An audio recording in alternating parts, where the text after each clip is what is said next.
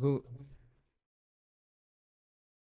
ဥပမာပဲပေးလိုက်ဥနေဝင်ကြည့်လိုက်ကျွန်တော်တို့အလိုချင်ဆုံးဒိတ်ဒိတ်ကျထိတ်ဆုံးက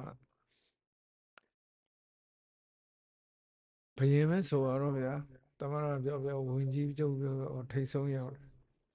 သူဘယ်လိုရောက်လာလဲမပေးတော့သူကရှူခဲ့တယ်နော်အဲ့ဒီသီလမှာအဒိဏဒါနအရှိဖွင့်လို့ရှိရင်အဒိဏအဒါနဒါနဆိုတာပေးတာအဒါနဆိုတာမပေးတာဒိဏဆိုတာယူတာအဒိဏအဒါနဆိုတာမပေးတော့မယူအဲ့ဒီတိတ်ခါကိုစောင့်ထိန်မယ်ခိုးတာမဟုတ်ဒီမှာကောင်းတဲ့စကားလုံးနဲ့သုံးတာပါဠိတွေသိကောင်းအဲ့တော့ဘယ်တော့အကျဉ်းကအဲ့ဒီလိုမျိုးဓမြတိုက်ပြီးယူမှသိတော့ဦးနုကသူ့ကို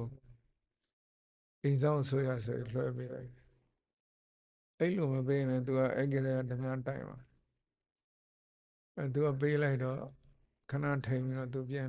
ရွေးကောက်ဝယ်လုပ်ပြီးပြန်ပေးတော့အဲ့ဒီမှာအရသာသိတယ်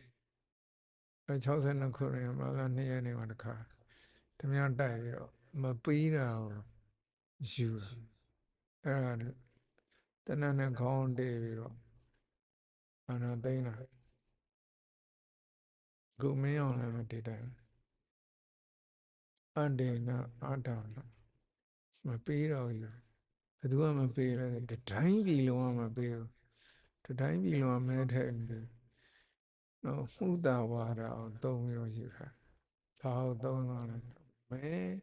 လိမ်ပါတယ်ဆိုပြီးအကြောင်းပြပြတော့မဲလိမ်တော့မဟုတ်မဲစင်မှာအဲ့တော့တခုအမှားသေးသေးလေးကို magnifying glass နဲ့အကြီးလို့ပြီးတော့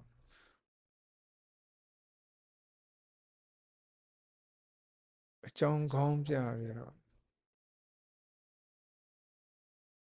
အများပြည်သူရဲ့ဆန္ဒနဲ့မဲပေးထားတဲ့ထော်အောင်ဆန်းစုကြည်နဲ့အဖွဲ့တနခေါင်းတေးပြီးတော့အာဏာကိုလုတာမပေးတာကိုယူတာအခုဘာဖြစ်လဲမဟာပြည်မီးလောင်မလုတ်ပါနဲ့အာဏာမသိမ်းပါနဲ့ကျွန်တော်အချိန်ပေါင်းများစွာပြောခုသူ့ကိုလည်းမေးကြတယ်မင်းအောင်လားမင်းစိတ်ချမ်းသာရလားမင်းတနေ့အိပ်ပျော်ရလားမင်းမပေးတာပေါ့တတိုင်းပြည်လုံးကမပေးတဲ့အရာကိုမင်းလူပြီးတော့တနတ်နဲ့ပြပြီးယူထားတယ်အင်မတန်အဖိုးတန်တဲ့ခေါင်းဆောင်မှုပညာအပြည့်ရှိတဲ့တသက်မှာတစ်ခါရခဲ့တဲ့ခေါင်းဆောင်ကောင်းတောင်အောင်ဆန်းစုကြည်မင်းထောင်ထဲထည့်တာ